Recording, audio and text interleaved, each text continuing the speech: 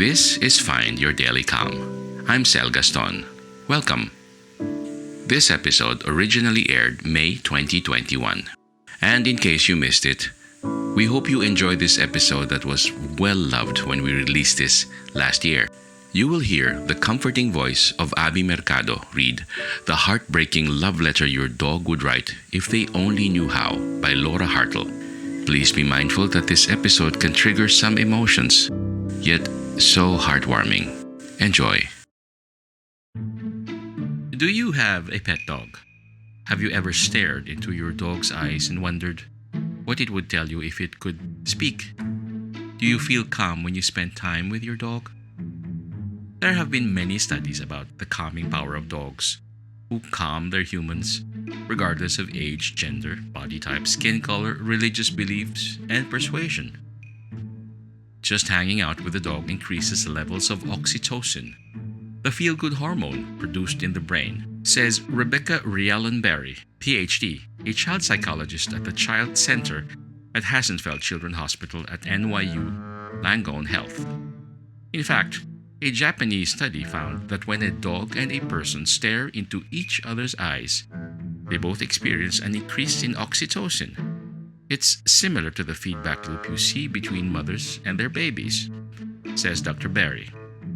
This may also help explain why kids sometimes consider dogs to be more supportive and emphatic than people. Dogs are not judgmental, like a sibling or a friend can be, says Dr. Berry. Kids don't have to justify why they aren't doing their homework or worry that the dog doesn't think they are cool. This was from an article written by Hallie Levine of Parents.com. Today we will listen to Abby Mercado read an imagined letter of a dog to its owner. The letter was written by Laura Hartle on barkpost.com. The article is entitled The Heartbreaking Love Letter Your Dog Would Write If They Only Knew How.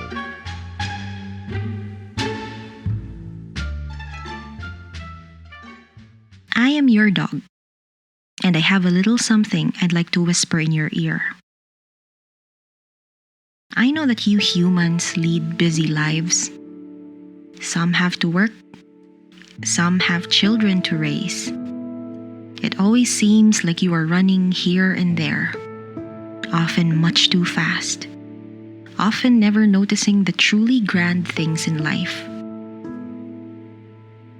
Look down at me now, while you sit there at your computer. See the way my dark brown eyes look at yours? They're slightly cloudy now.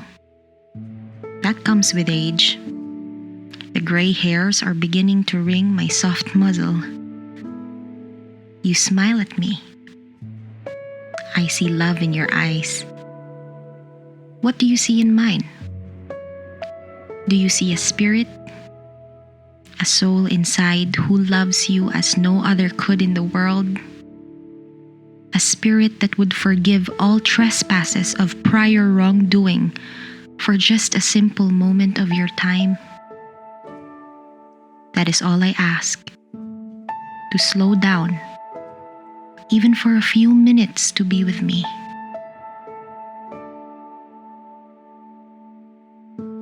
So many times you have been saddened by the words you read on that screen of other of my kind passing. Sometimes we die young and oh so quickly. Sometimes so suddenly it wrenches your heart out of your throat. Sometimes we age so slowly before your eyes that you may not even seem to know until the very end, when we look at you with grizzled muscles and cataract-clouded eyes. Still, the love is always there, even when we must take that long sleep to run free in a distant land. I may not be here tomorrow.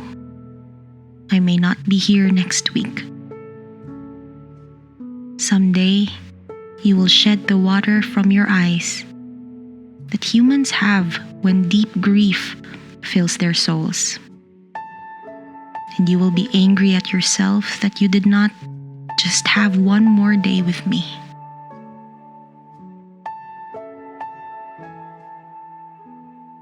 Because I love you so, your sorrow touches my spirit and grieves me. We have now, together. So come, sit down here next to me on the floor and look deep into my eyes. What do you see? If you look hard and deep enough, we will talk. You and I, heart to heart. Come to me, not as alpha, or as trainer, or even mom or dad. Come to me as a living soul and stroke my fur, and let us look deeply into one another's eyes and talk. I may tell you something about the fun of chasing a tennis ball, or I may tell you something profound about myself, or even life in general. You decided to have me in your life because you wanted a soul to share such things with. Someone very different from you. And here I am.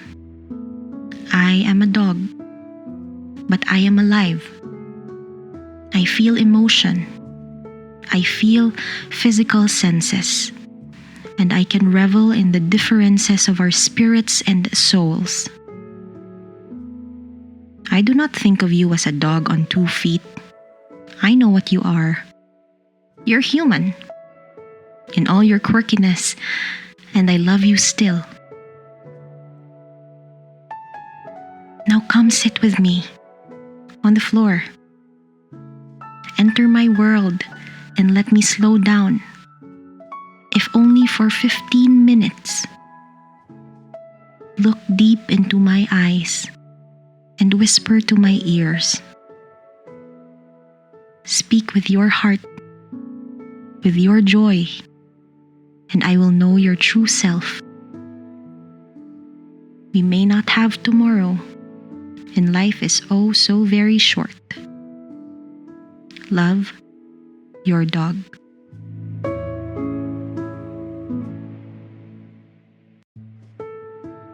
That was the heartbreaking love letter your dog would write if they only knew how. Written by Laura Hartle on barkpost.com. The love letter was beautifully and touchingly read by Abby Mercado. You may find Abby at Instagram at LoveAbbyOfficial on YouTube, in her channel Abby Mercado.